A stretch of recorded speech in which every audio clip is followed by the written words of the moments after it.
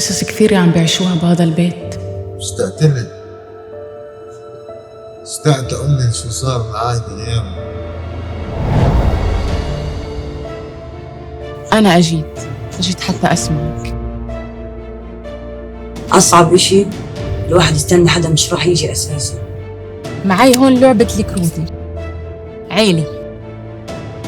نسيت شو معنى عيلة.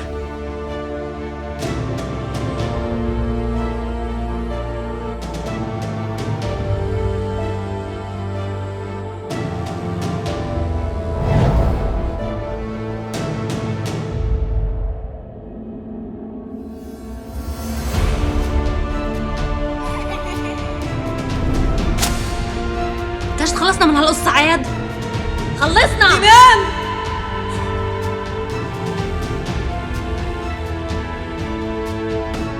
اللي عندك يعني اتركني بحالي نفس عاد يا زلمه خلص.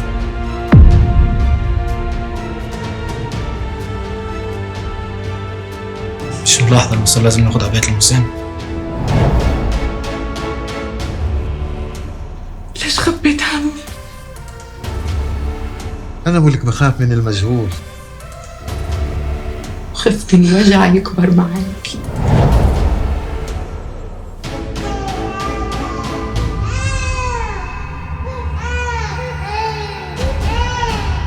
ولو أبو محمد مخبي كل هذا الوجع.